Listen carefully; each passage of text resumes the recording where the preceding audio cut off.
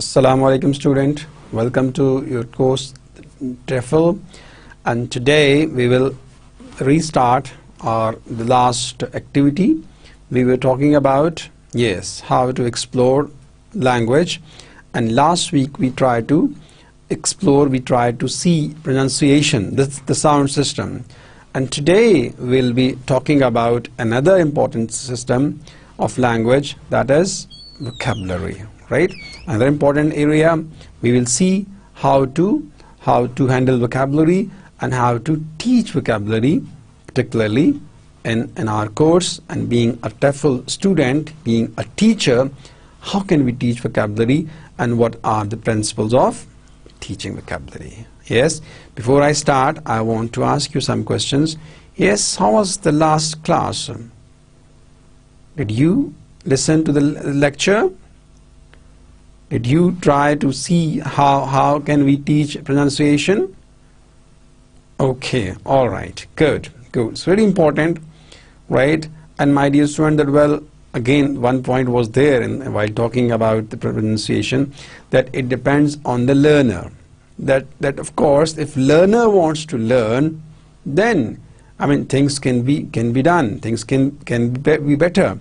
If learner is not willing to learn, so teachers cannot do that. Teachers can only guide, teachers can only motivate you. So your self-learning is important, your self-motivation is important, right? So we talked about last week on this area. So today we are going to start another the feature of language. Mind you that we decided to talk about these three features of language.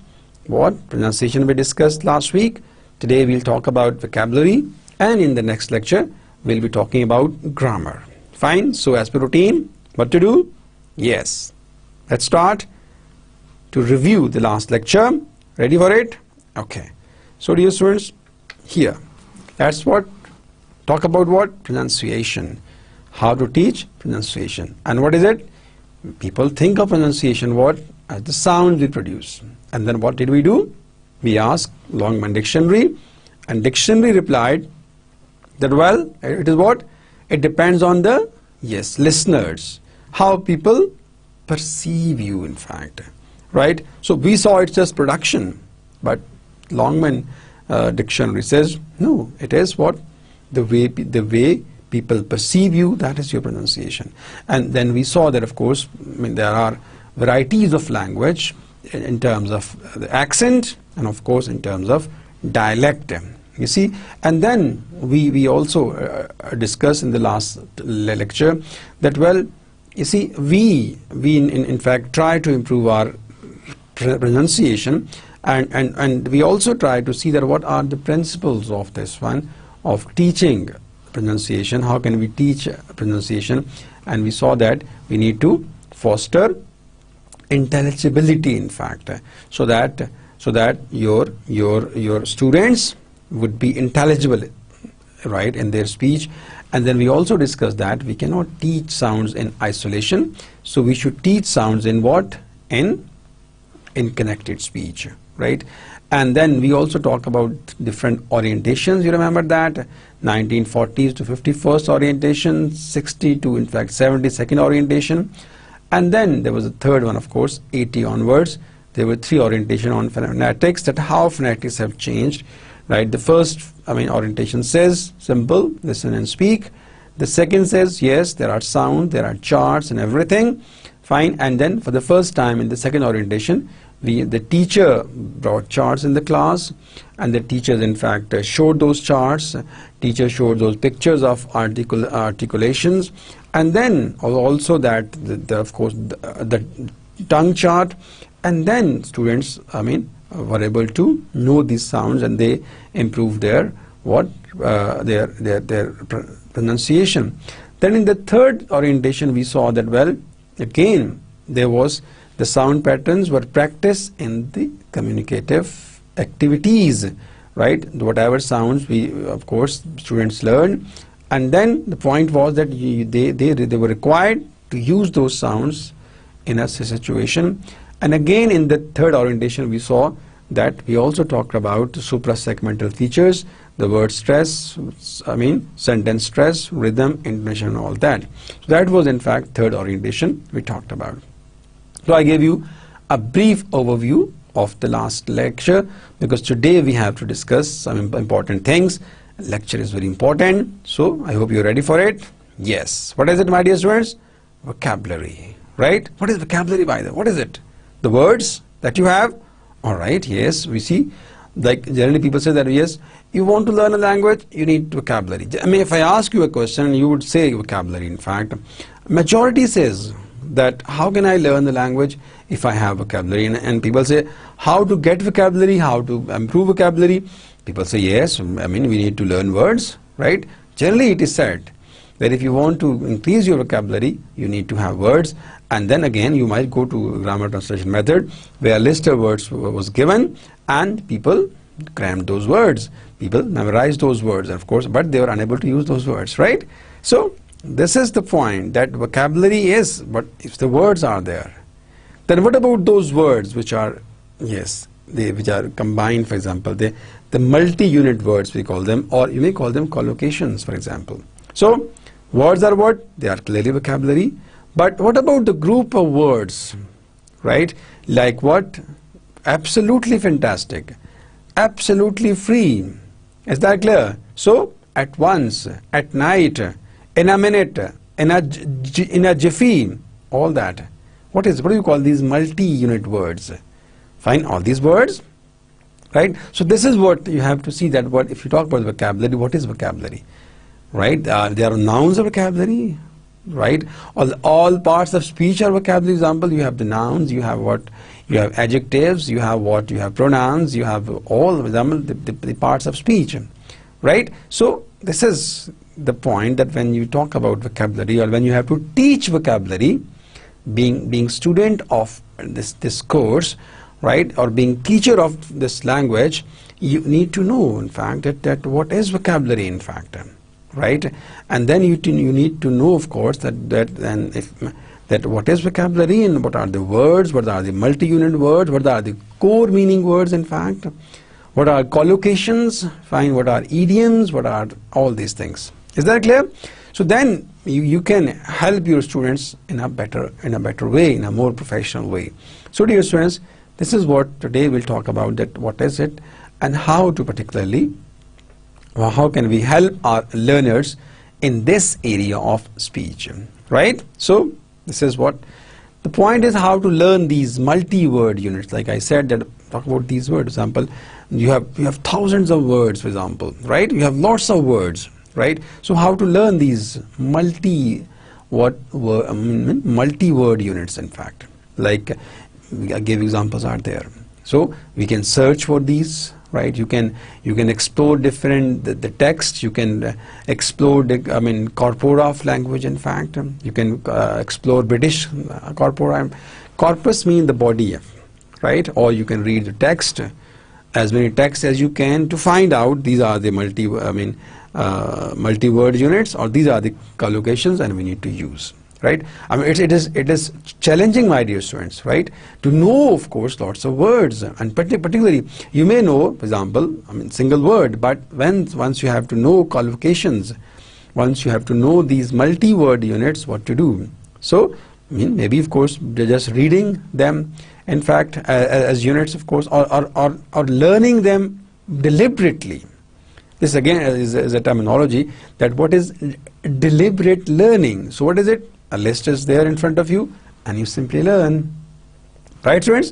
So this means that what are the strategies to improve our multi-word units? So one strategy could be deliberate learning. Learn it, put efforts.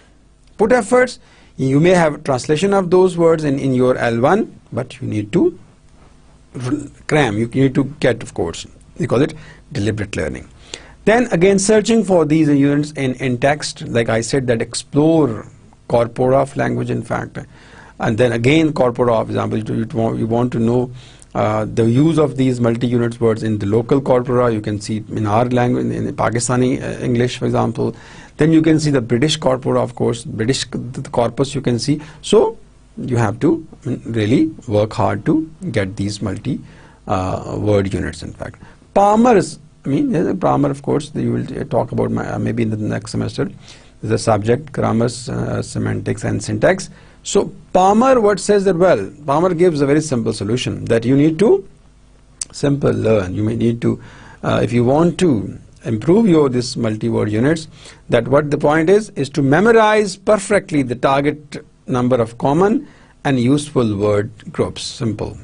He is very clear in that you need to just, if you want to be proficient, if you want to have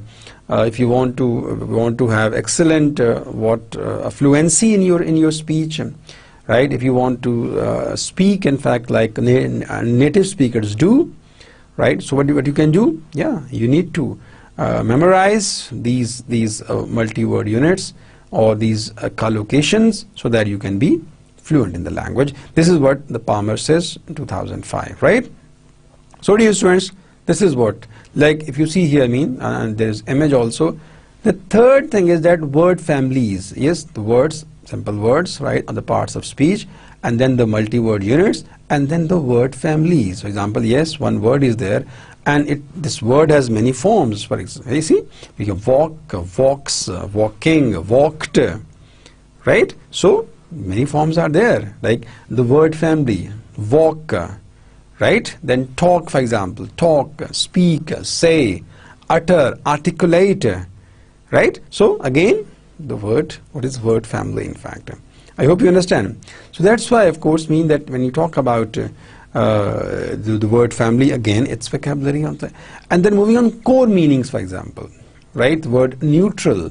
Now, the neutral word, you can see your book as well, I mean, in neutral has different meanings, but the core meaning is one, right?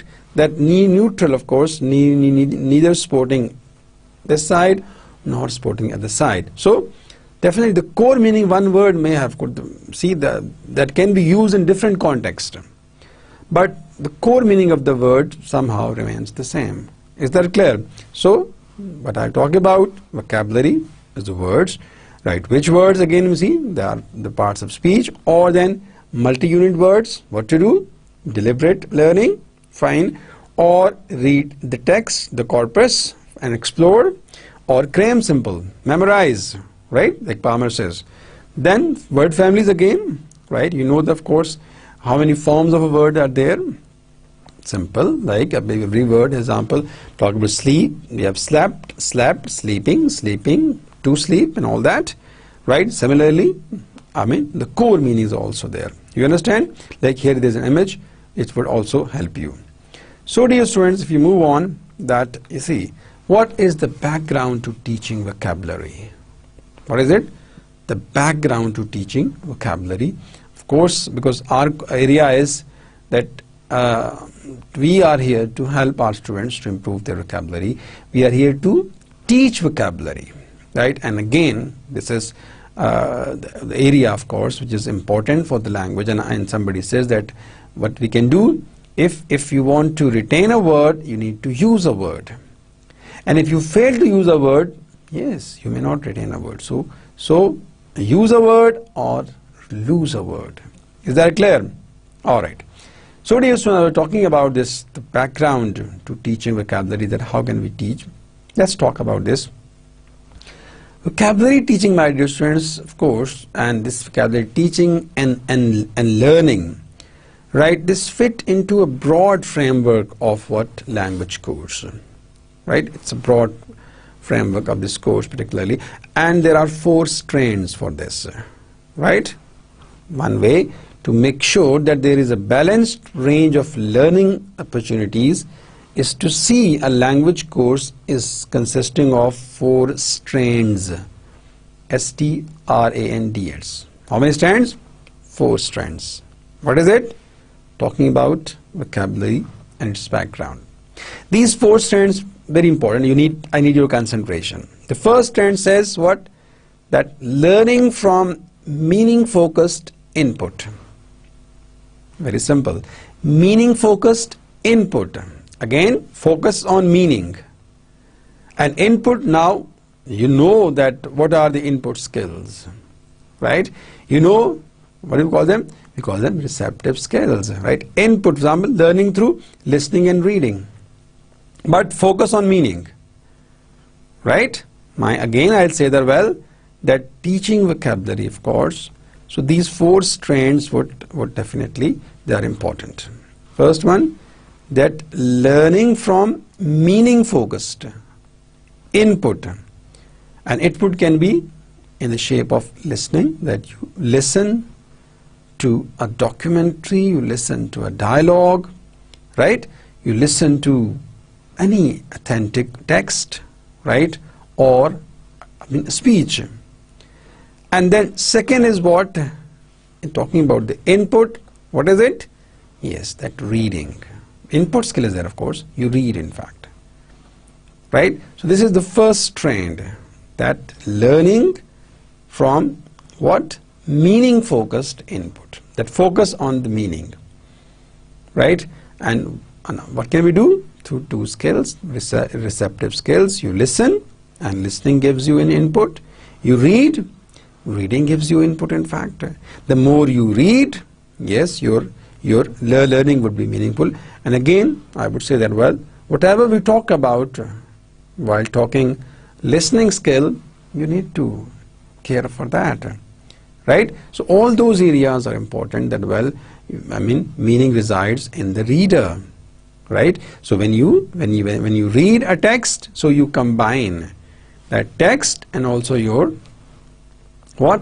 background knowledge, background schema. Similarly, listening, again, when you learning from, yes, what is that? Meaning focused input, mean the listening. Again, you listen actively, in fact. Is that clear? So you are not passive listener, you are active listener.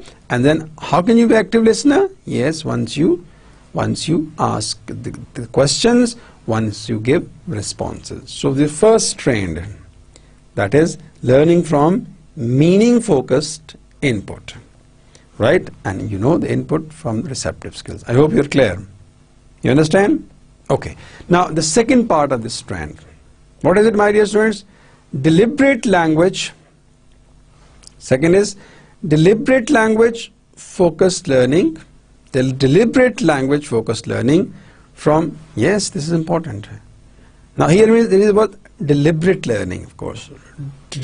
What is the point? Deliberate. So the second strand, what it says, my dear student, you can have a look on the slide, that this is deliberate language focused, right? It says deliberate language focused learning, in fact. Important. How? Yes, learning from being taught, sounds, vocabulary, grammar and discourse, because it focuses on the language. Like, that's why I say it's a deliberate language focused learning. And you know that we are talking about systems of language these days. We are talking about today vocabulary, and we talked about pronunciation, and we'll talk about grammar as well. And then, so if you find time, we'll talk about discourse as well. So this is what we call it, that it is deliberate language focused learning, in fact, right? This is the second strand, which says that, yes, learning is, and how can you being taught, yes, learning from being taught these systems, which systems? Sounds, vocabulary, grammar and discourse. I hope you understand. This is what we call it, that it is deliberate language focused learning, and yes, you are learning these things deliberately, in fact, and your focus is on the language. The third strand, my dear students, learning from meaning focused, yes, meaning focused output. So this third strand talks about what? That learning from meaning focused output learning, in fact, by having to produce language in speaking and writing. Very simple, right? The first one, yes, that is learning from meaning focused input, listening and reading. And the third one is learning from meaning focused output, right? And output means output skills. You speak and you write. And the second says deliberate language, then focused learning, right? From being taught, sounds, vocabulary, grammar and discourse, right? And we are talking about these systems these days, these features of language. Last one, developing fluency, right? How? Becoming quick and confident at listening, speaking, reading and writing. These are 4 strands you must keep in mind. They're very important, right? So these 4 strands, once you know, right, you would be able to handle this area successfully. You would be able to teach vocabulary successfully. Again, I would say that, well, this, of course, talking about this vocabulary teaching, right, and this learning, in fact, is put into a broader framework for language course. So there are 4 strands are there of this area, right? This 4 strand. First, that meaning focused input, learning from meaning focused input, reading and listening. Second, deliberate language focused learning, right? Which means that, yes, through sounds, through vocabulary, through grammar, through discourse.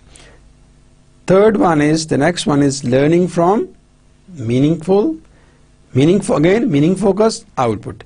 First one and third one, they resemble, right? But first talk about the first strand, talk about input, and the third strand talk about output, right, students? And the final, of course, that is developing fluency. You should be able to conveniently communicate.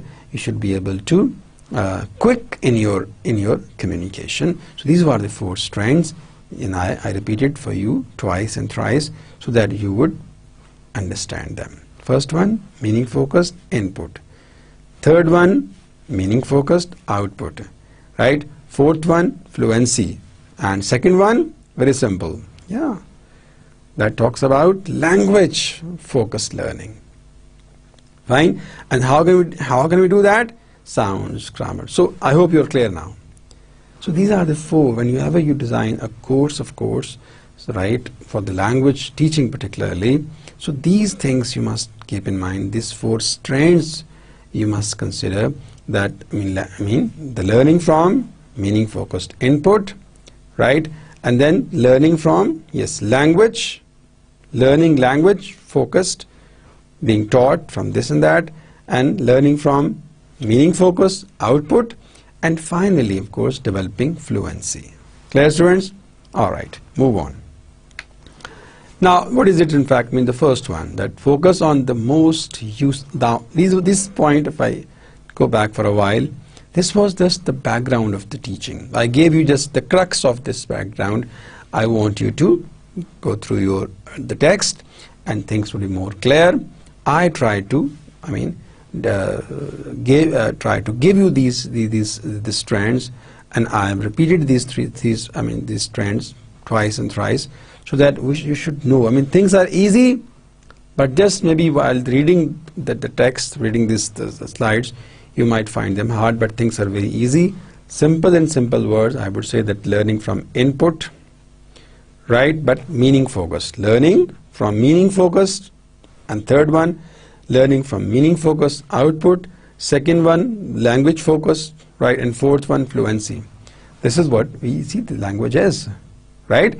There should be input, mean, two skills are there, and that's why in every language course these 4 skills are taught, right? So every language center, wherever you go for language class, or you will go to teach language, so you will get these things, of course. You will be teaching listening skills, you will be teaching speaking skills, you will be teaching 4 skills, right?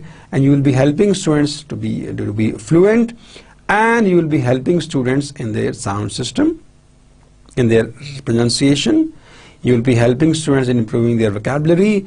You will be helping students in grammar and all that. So these 4 strands are important. Fine, students? I hope you're clear. Okay, good. Now let's move on.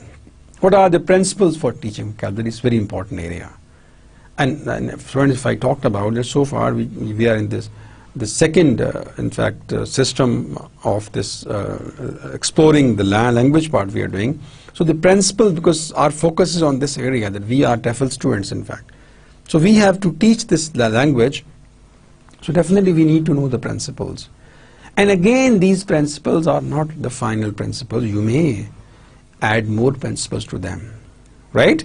So whatever principle we will talk about, yes, they are there, but they are not final. You can add to it, right? Because you will be, once you will be the practicing teachers, you will definitely, you will find, you will experience, or you will feel, once you will be teaching this language, you will feel that, well, now there could be more principles as well.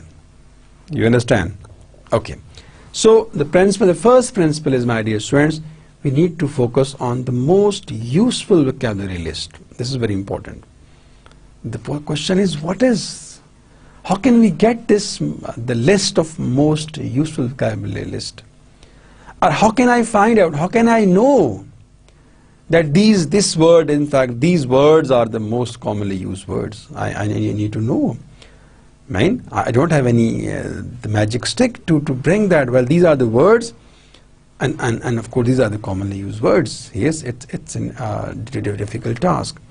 So dear students, of course, this most useful vocabulary, of course, that English language learner needs. And again, we cannot say that, well, these are the 1,000 words are there, and of course these are the final words, because mind you, that language is changing, of course, right? And the language is changing, definitely fast.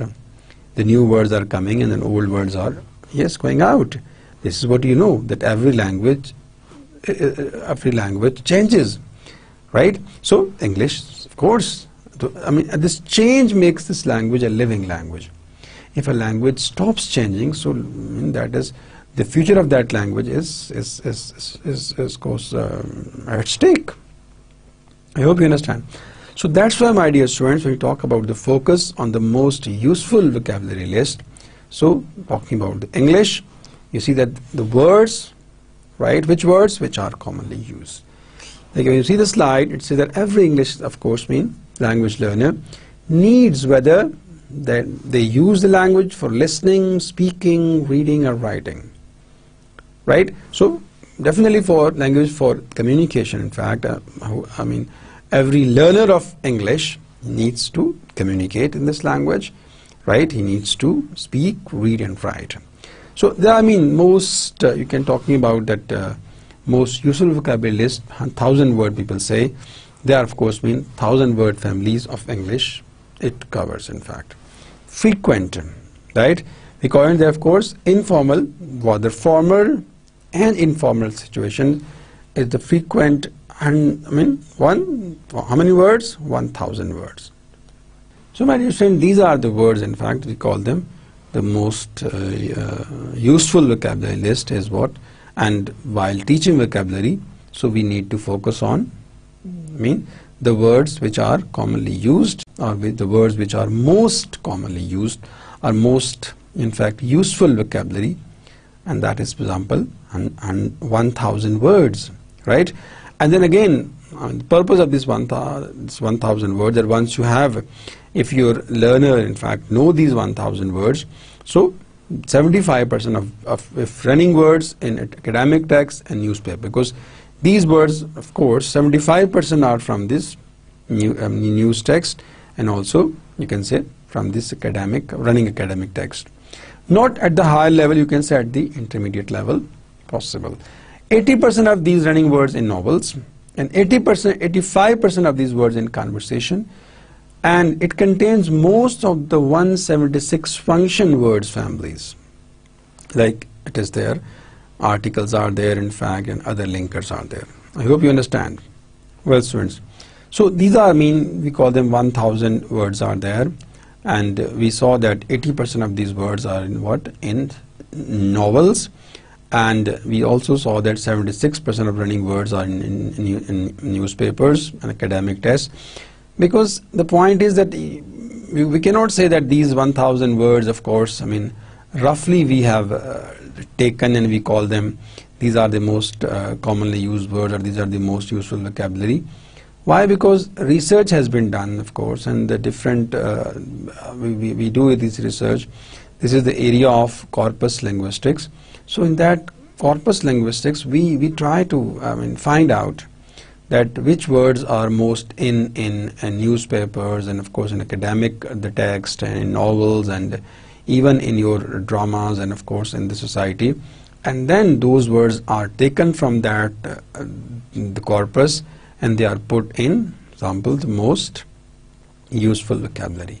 So dear students, while teaching vocabulary to the students, so we need to focus on, we need to concentrate on these words. I mean, like talking about now, it's 100,000 words.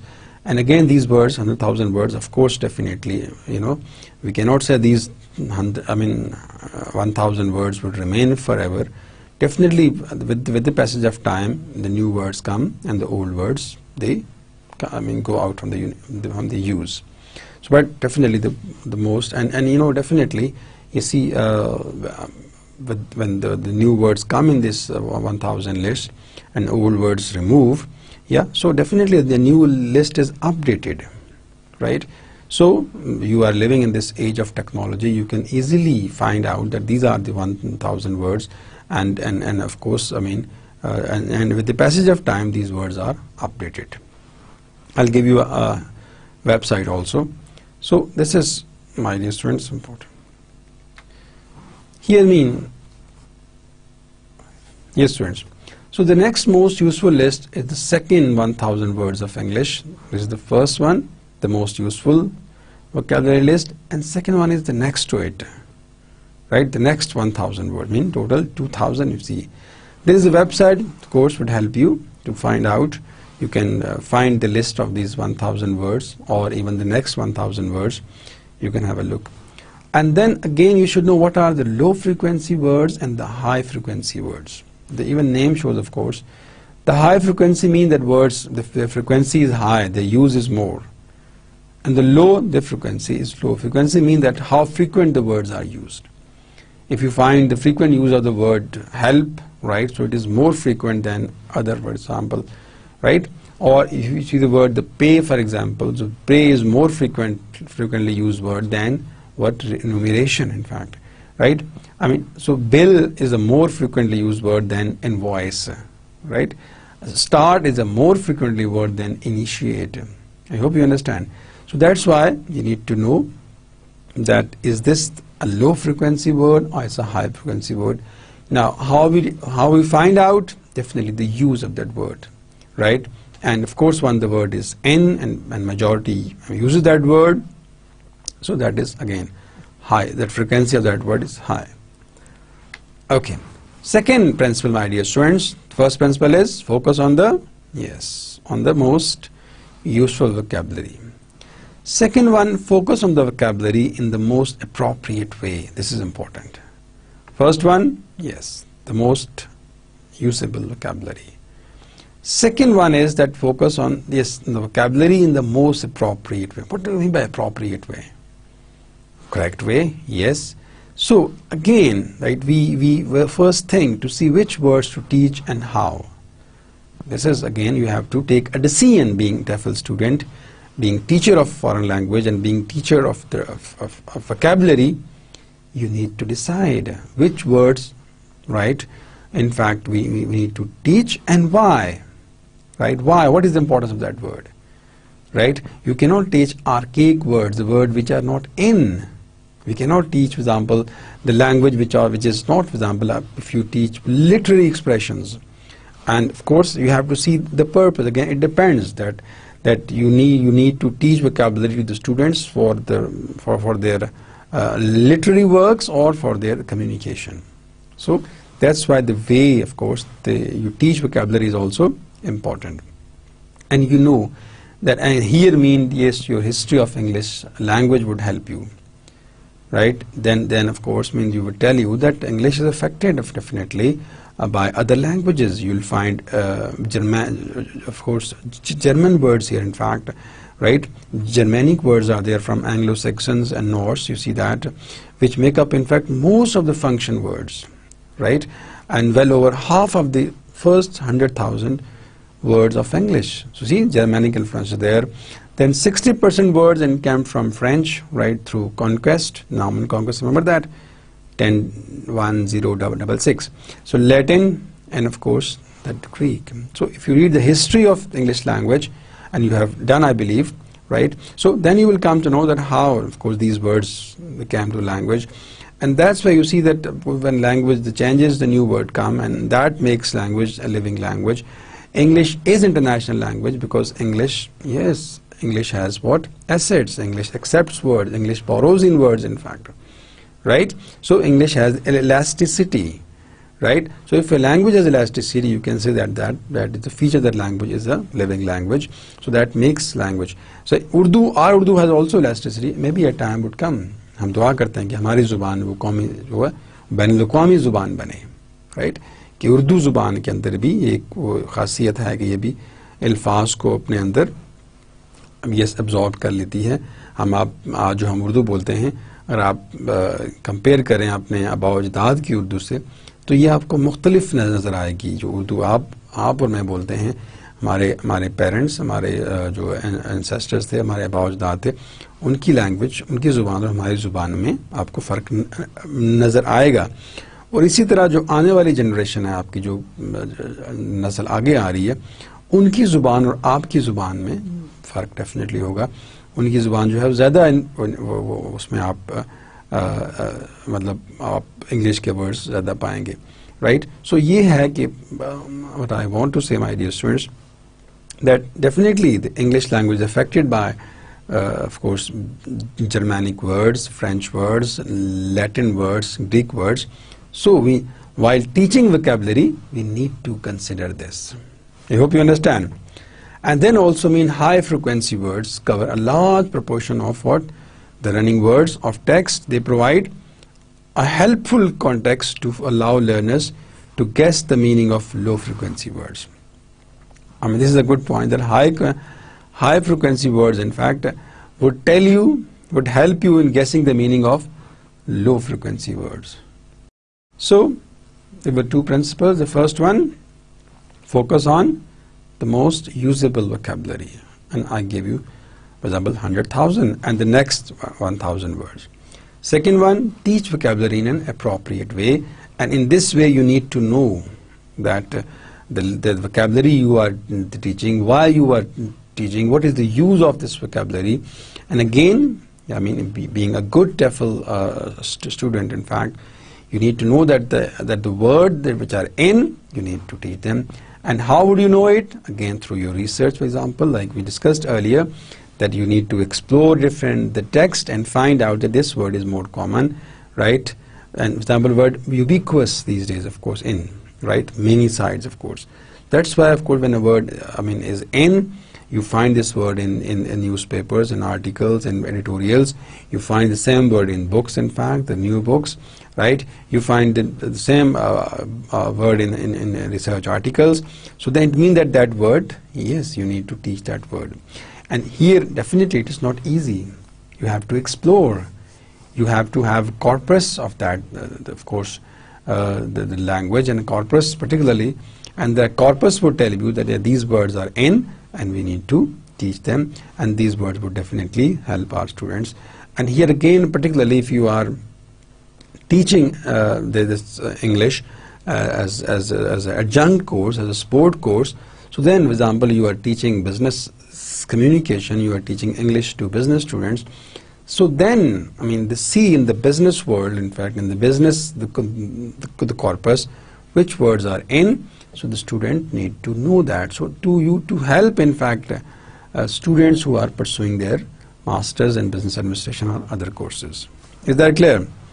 Then students using word parts to help remember words, in fact, definitely. You see, when you break a word, you see its prefix, right? And you see its suffix and also the root word.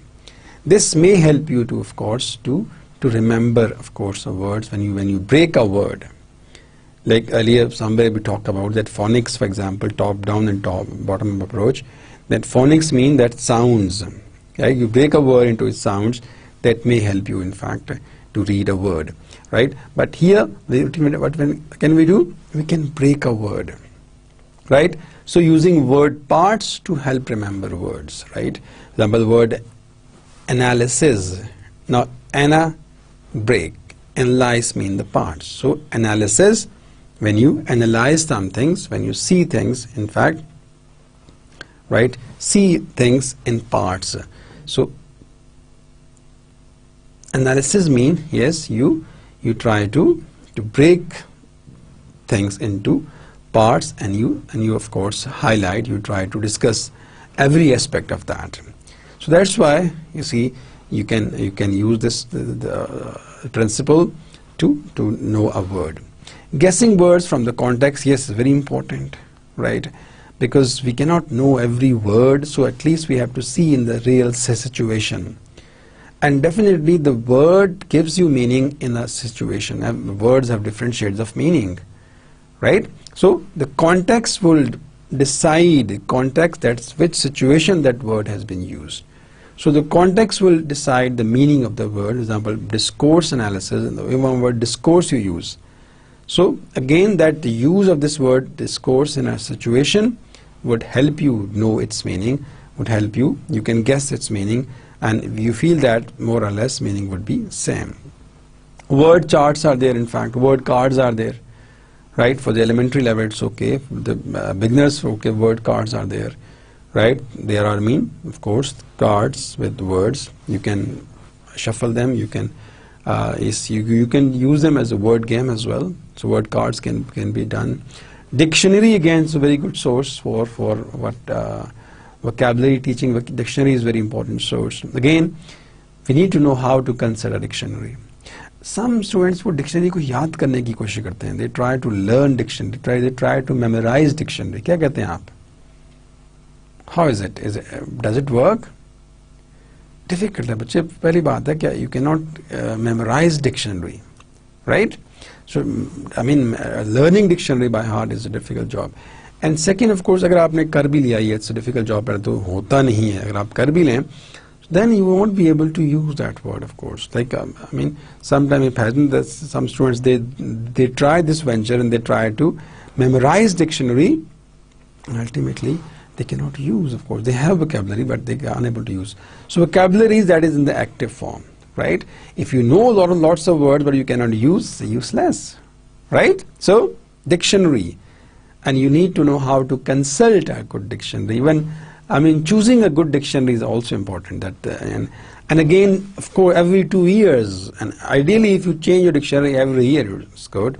But if you can't do it every 2 years, every 3 years you change dictionary, that is important. Why? Because definitely the new edition brings new words. And new edition, of course, definitely deletes old words, in fact, right? So language is changing, and definitely the new dictionary brings those changes. These days you have online dictionaries also, you have website dictionaries there, you have Oxford Learner Dictionary there, lots of dictionaries are there, right? So, but point is, yes, habit first, guess the meaning of a word in the context. If not, then dictionary is the source, right? So dictionary again is a good source for your vocabulary building, provided you first of all you try to find out the word, find out the meaning of the word in the context. If not, then you can refer to the source. So dictionary is the source, in fact. Alright, so the next principle, my dear student, is what? Give attention to the high frequency words across the 4 standards of a course. Like we discussed 4 standards, you remember that. So give attention to the high frequency words across the 4s. What is that? Learning from meaning focused input. Then learning, right, from language focused through sounds and all that. And learning from meaning focused output. And finally, development of frequency. These are the 4 strands. So what we need to do, we give attention to the high frequency words, right? Across the 4 strands of course. So high frequency words need to occur in all the 4 strands, mean input, reading and listening. Also, what? Writing and speaking. I hope you understand. So, it should get deliberate attention through teaching and study, and should be met and used in communicating messages and listening and all the 4 skills. I hope you understand. So you need to give attention, you need to focus on what? These 4 high frequency words. I hope you understand. Alright. So in fact, here if you move on, what can we do? We can also encourage learners to reflect on and take responsibility for learning. Again, it's a very important point. Like we discussed earlier also, while talking about pronunciation, that you see, if learner is not willing to learn, so teachers cannot do much. So is the case here. You need to encourage learners to reflect on and take responsibility for learning. Right? If learners mean they should be motivated, and they need to realize that it is their responsibility to improve their vocabulary. Right? What teachers can only guide them. Teachers can tell them the sources. Is that clear? Teacher can just coach them, but you see, they have to work, and ultimately they have to, compete. They have to, of course, take exam and everything. So their responsibility. Well, teacher can make them realize. Teacher can convince them. But again, all learning is self-learning. That the learner needs to realize that it is his responsibility to improve vocabulary. Right? Teacher can play his role, and of course teacher play their role. But the learner is there, in fact, and he has to be active. He should know that this vocabulary, this in fact language systems would help him in his career, right? In his workplace, in his job. So that's why, my dear student, that yes, you need to realize that you are the TEFL students, in fact, and you need to know as much TEFL as you want to. And you are putting efforts, I know, but still, being student of the TEFL, you need to understand this point, that it depends on the learner. So once you teach this language, you should also convey this message to your students. And again, this is part of what the teaching, the practice.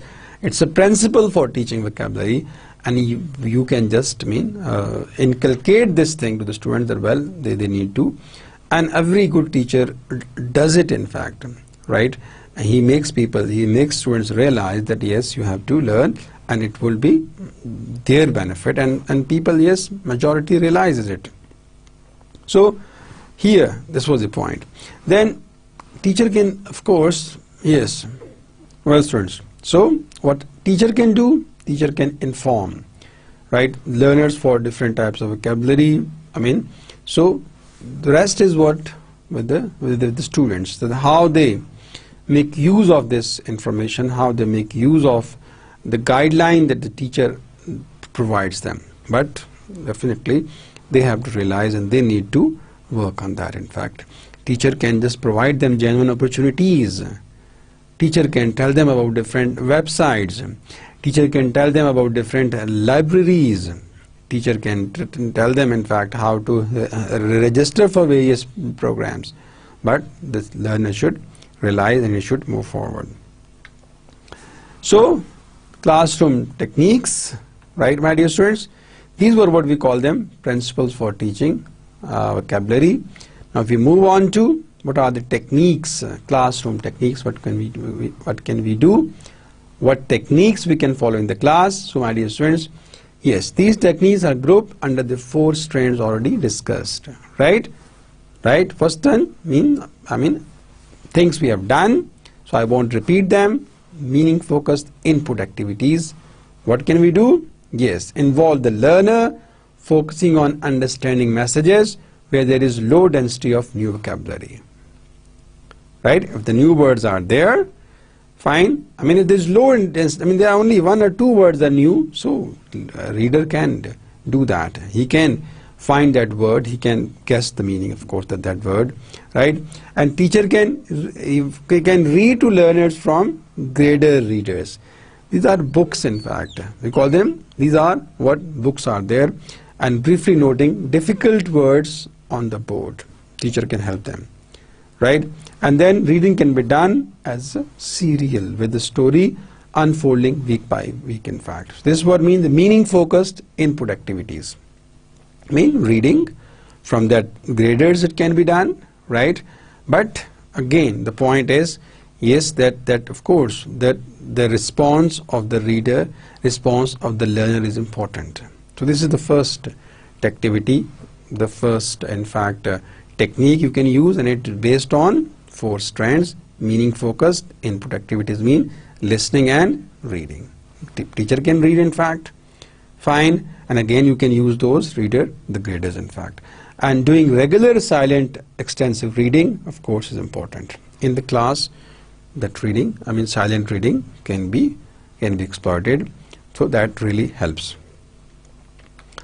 Again, of course, under this technique, another one is that deliberate learning activities.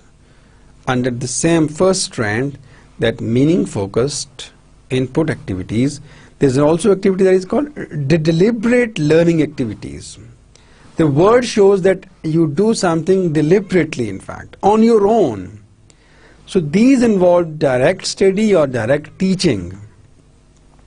Right? Direct students study something, or you teach students directly, having meanings of word explained and examples of use provided. You can, teach, you can provide them meanings, right, on the board, or you create a situation, fine, or from that graded reader, you can do that. All right, yes, if you do it on prefixes and suffixes, yes, once there is a prefix, and if the student know that, of course, there is a root word, there is a prefix and suffix, so they would be able to, right, find out, right, how word has been, this structured word has been made, and if you need to know the meaning, what can we do, right? Or studying vocabulary on bilingual word charts, yes, we have word charts with translation, could be done.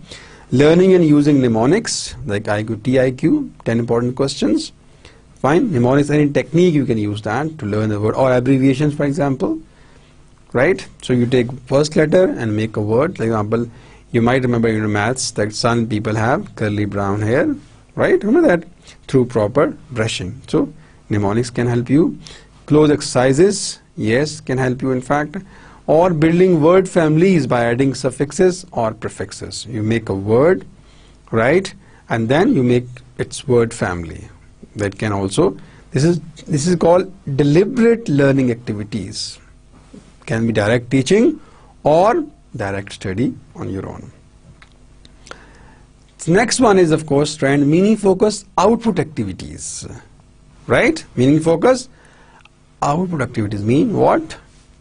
That is speaking and writing. So what? These involve producing spoken or written messages. So effective way of turning input into output is to base speaking and writing activities on written input. It's important. You see, it's very important that what can you do? Yes, that when you read, you have a handout, for example, right? People bring handout, you discuss that handout, and people speak, and then they write also. First, once they read the handout, and then they start speaking, of course. Once they speak, the word would be in use, and then again they would put in writing, of course, right? So meaning focused output activities mean you speak or you write.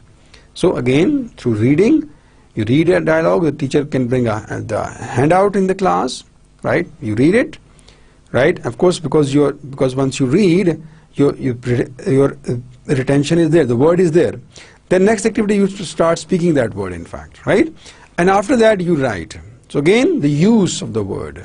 So this is what meaning focused output activities are there.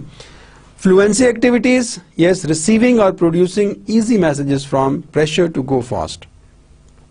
Yes, important.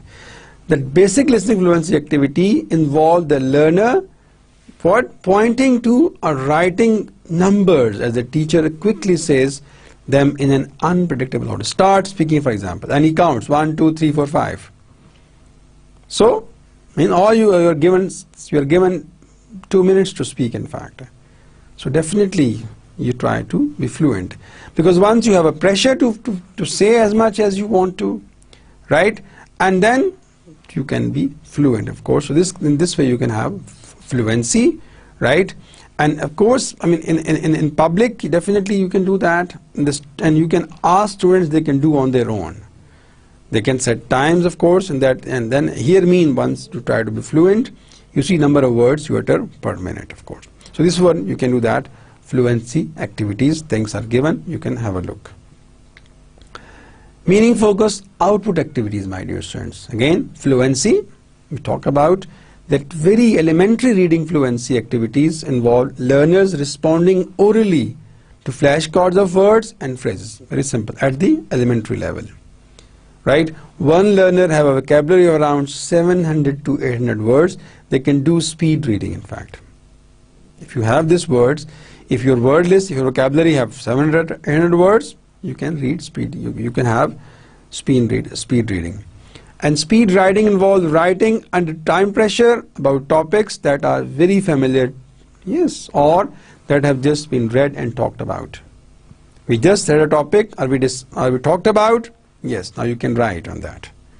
So that would be, we call it speed writing. Now here is graded reading. We talked about earlier that these are the books of various genres that are specifically created for learners of foreign language. You can have a look at this one as well. So dear students, vocabulary in the classroom. What to do? Idea? Yes? Focus on the most useful vocabulary list we talked about earlier. For elementary and intermediate learners, teachers should use material that is at suitable level. Right? And then focus on the vocabulary in the most appropriate way. We talked about. Balance attention across strands. This is important. There should be a balance between, learning from meaning focused input, learning from meaning focused output, learning language focused, and then fluency. There should be a balance among these four strands. Right? Learning from input. These are some graded readers or books, right? Written within a controlled vocabulary, right? Names are given, you can have a look. These graders are fine, or what considerably reduce simplification of well-known texts like this. Others are original, of course, stories written especially for language learners within a controlled vocabulary. These are Oxford bookworms, Cambridge English readers, Penguin readers, and others, in fact. So vocabulary in the classroom, what to do? Learning, right? Speaking activities, vocabulary focus need to be monitored carefully to make sure that the target language is getting attention. You see that, of course, like an output. You see, if you need to see being TEFL student, being TEFL teacher. Right? When you teach English as a foreign language, so what you need to do, you have to see, right, that these are the most commonly used words, right, and people are trying to use them.